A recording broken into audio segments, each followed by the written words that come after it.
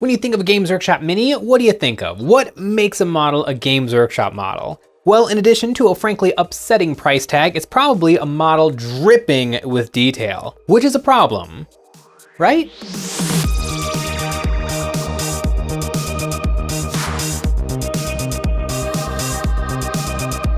Hey guys, Jay here, welcome to Eons of Battle. A common complaint I hear about Games Workshop models is that they are overly detailed and all that stuff adds up to not the most enjoyable painting experience. I definitely feel that a little from time to time, and recently I took another look at probably the best models in the Primaris range, the models that have finally converted half of the Primaris haters into Primaris enjoyers, the Blade Guard veterans. These sexy little veterans are classic knights of old. The chief complaint about the Primaris is that they're too plain and they don't look grimdark. Well, these guys are basically the Knights of the Round Table, complete with swords and shields. These guys are great, but they follow that frustrating habit Games Workshop has of embellishing their models to the point where it can be hard to see the model through the forest of details.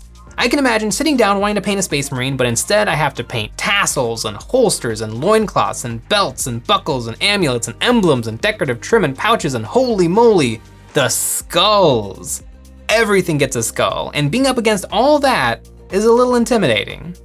So I'm a little nervous to paint them. Well, at least I can pop on over to Games Workshop's website and get a little painting advice. Right, Blade Guard veterans, scroll down the page to the painting section and holy moly, Games Workshop suggests 30 different paints if I want to make it look like the box.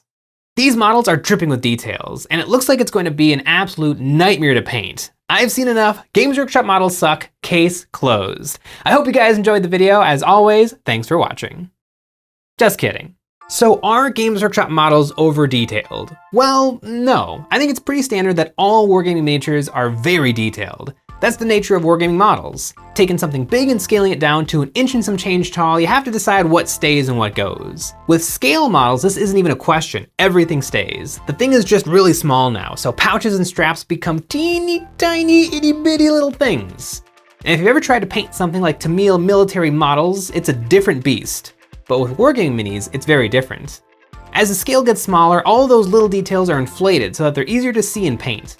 Belt buckles become thick and proud. Heads and hands are made bigger and weapons are made huge because they're cool.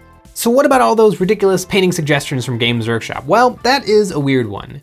Games Workshop has created a system so that they can explain how to paint anything with the same steps. Base coat, wash, highlights. And they don't tell you that mixing paint is a thing, which is why they have so many colors. Those are all just variations of a couple primary colors. Games Workshop paints the way they do to achieve a very different goal than you or I would. Games Workshop paints their minis to be perfectly presentable, blown up huge on a computer screen, so customers can see every detail and know exactly what they're buying.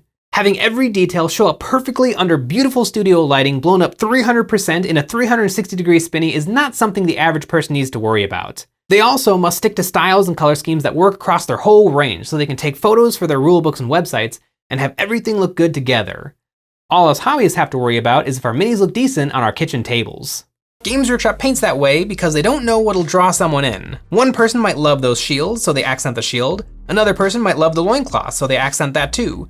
Basically, every single detail in the mini is perfectly highlighted, but no one actually paints like that. Once the model is in your hand, the only thing that matters is your decisions. I know what I like, and I can just focus on those things and kind of ignore everything else. Details aren't a problem unless you make them a problem for yourself. I have definitely been guilty of making problems for myself, but that experience has taught me a thing or two about coming up with color schemes. I'm gonna paint up probably the most bedazzled minis Games Workshop has put out in a while. Models that I've seen a lot of people struggle with, these Blade Guard veterans. I love these guys. I wanna try and see if I can do simple things and cut corners where I can and invest my painting time into the things that matter to see if I can make these models fun to paint. And thanks to today's sponsor, the painting is going to be a little easier. Cobalt Keep, makers of the finest magnet-ready bases and display cases around, have just launched a Kickstarter for the dual palette wet and dry palette combo. This is a wet palette with all the trimmings. It of course comes with a sponge ready to soak up water and keep your paint nice and hydrated with pre-cut sheets of palette paper for your precious paint to rest on. But that's not all, it also comes with a slot for water paint mixing or holding your paints, spots to store your brushes in during and between painting sessions, and a clear lid that lets you see what colors are on your palette while it's closed. This lid comes with a nifty rubber plug that is removable, so whatever climate you are working in, you can find the perfect balance of airflow or seal to ensure that your paint lasts as long as possible.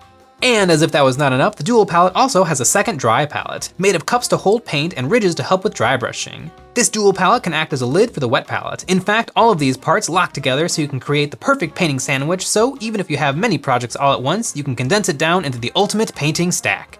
The Kickstarter is live now, and you can follow the link in the description to check out the dual palette wet and dry palette combo. There is an early bird tier that allows you to save on shipping. Thank you Cobalt Keep for sponsoring this video and letting me paint even more Space Marines. It's time to blade up my veteran guards. From GW, these models are very detailed, and I've actually added a few more details myself. I've added some chain around the hands. Black Templar famously chain their weapons to themselves to show off their devotion to warfare. And I found these really cool helmets with spikes from the Space Marine Vanguard Veterans Kit. And so I've actually taken a detail on the mini, these iron halos, and turned it into a motif. We've got a circle with spikes here, we've got a circle with spikes here, and now a circle with spikes on the head. I started off by giving these fine fellas a good old black prime. These are Black Templars, it'd be weird if I didn't. So I sprayed their armor black, which means black power armor done, right? No. Black is not a very interesting color, and it makes it such a challenge to paint because there's no shades of black. Well, technically there's like onyx and charcoal and olive black, but those don't count because they're not different enough. They're not different enough to read on a tiny little miniature, so I have to introduce a little bit of color to make the black paint look good. And my first step of doing that is going to be introducing just a squirt of white ink. I like white ink, Liquitex titanium, because I can throw it straight into the airbrush. It's also a little transparent, so I can control how bright things get. I squirted this from above in a zenithal move, focusing on the head and shield, the parts I really want bright black. I ended up spraying kind of a lot. This is my highlight.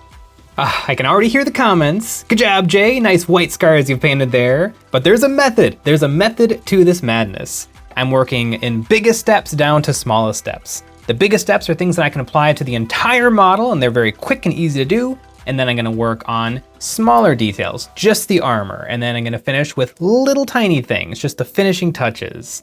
It'll all work out in the end. I threw some white paint into my Cobalt Keep wet palette and got ready to dry brush. I soaked my bristles as even when dry brushing, your paintbrush should not be bone dry. You want just a little moisture so the paint doesn't get dry and dusty while you paint.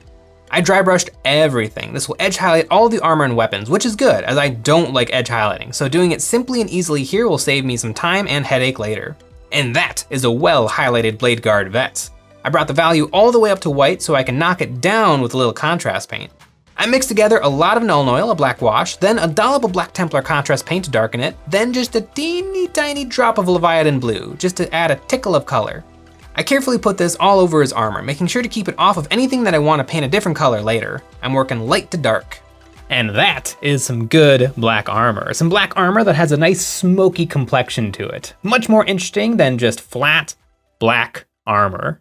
Finally, I put some colors down on my palette, keeping it simple. Some brown, some yellow, and some red. Luckily, most of his details are right here on his crotch, so I'm gonna treat it like one big object and paint them all at the same time. I took some brown and made up a yellow brown and a white brown. I put brown classic over his holster. I'm using watery paint so that they're a little see-through. Then I put yellow brown over his dick tabard, some white brown over the purity seals. I mixed a little black into brown to make a dark brown for his belt, and then yellow over his dangly decorative belt buckle.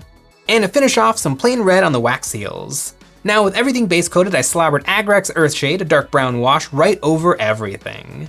Then once it was dry, I went back to my original colors, added a little white to make them lighter, and did one quick highlight on each piece. All these objects are basically the same thing, a bit of brown, so it's easy to deal with them all together, and even gold and red can get the same treatment. Boom, one dick's worth of detail all done. And that's a good percentage of the model finished right there. He has a couple of pouches hidden around him, and I was tempted to leave them black, but I did just one little wet coat of paint, and that is it. No more, no one will ever look at those pouches anyway. On his shoulders, I painted the trim red. Normally Black Templar have white shoulders with black trim and a Black Templar cross in the middle. But on Sword Brethren, the veterans of the Black Templar, they wear black shoulders with red trim and a red symbol. And I don't have red Templar decals, so I'm just gonna not worry about that right now. The watery coat of red I put on let my white zenithal show through a little, so I used that as a guide on where to apply some red highlights. Then it was time for a little non-metallic metal. I mixed some yellow with brown and white to make my highlights and shadows, and I painted this on the iron halos, with brown yellow on the bottom half, yellow yellow on the upper half, and yellow white on the tippy top. Then I gave it a coat of Agrax Earthshade to help show off all the details and blend my paint layers together. So I've just painted the iron halos with a nice non-metallic metal, but now I actually want to put metallics on top, and that's how I like to do metallics now. I have a love-hate relationship with metallic paints. They're great, but I always struggle with them because it's hard to get a good gradient. I'll go from like a dark metal, like a gunmetal, all the way up to a bright silver, and it'll look pretty good, but then as soon as I put the light on it, it just turns into a big reflective mess and it doesn't look right. So I like to put a simple non-metallic metal on things, and then give it a little dry brush just to bring a little bit of that sparkle back. I put a little silver on my palette and worked it into the bristles of a small dry brush. This will also help to desaturate the yellow iron halo a little bit, which is good. These Templars are grim and dark and I want their gold to look a little dull and tarnished. And I did the same thing to all the parts of the model I wanted silver, like the emblem on his shield. This is just dry brushing over the original Zenithal and it looks perfect. And that is how I do metallics. I get full control over my color and saturation, but I still get a little glisten. These guys are pretty much done. The only thing left now is lots and lots and lots of freehanding. Oh boy. I really wish I had some decals, but unfortunately all I got are black ones, and it wouldn't do me much good to put a black decal on a black shoulder, so I'll have to do it by hand. I started out painting a plus and then making small V's at the end of each line, then connecting all the points and filling it in. I used some paint retarder to slow down the drawing, and this helped a little, but it was still hours of extreme focus. My airbrush made such a nice gradient, I really didn't want to mess up and have to fix anything. All Space Marine players have to make a decision of what kind of heraldry they want to go for. The lore explains the markings and what they mean, so players can choose exactly how accurate their little power armor guys are. The Black Templar are a little different as they don't follow the Codex Astartes and instead organize into Neophytes, the Scouts, Initiates, full Space Marines, and Sword Brethren, the Chapter Veterans. And these guys are definitely Sword Brethren, so I want to have them correct. Although on all my other Marines, I had committed a bit of a Crusade faux pas and painted all of their shoulder pad trims red. I did this because I found my models were looking a little boring sitting next to each other without any color, so a little pop of red gives me more to look at. And it still works, as my lore is that this crusade of the Black Templars has been warring against Nyx's Blue Orcs for hundreds of years. And it's been such a brutal and bloody campaign that all initiates have been given the honor of red trim as a show of respect for spilling orc blood. Now that the shoulders are done, it's time for those shields on the chests. I really like the old John Blanche artwork that has a lot of yellow in it, so I painted some red and yellow checkers and stripes onto these to give them a little medieval style. And the freehanding wasn't over yet, as I decided to commit to classic blue, black, and white gradient power swords. I painted them blue and then painstakingly glazed many thin coats of black and white until I had some crackling energy swords. As painful as it was to create this effect, it is pretty magical to paint that line of white and see them come to life.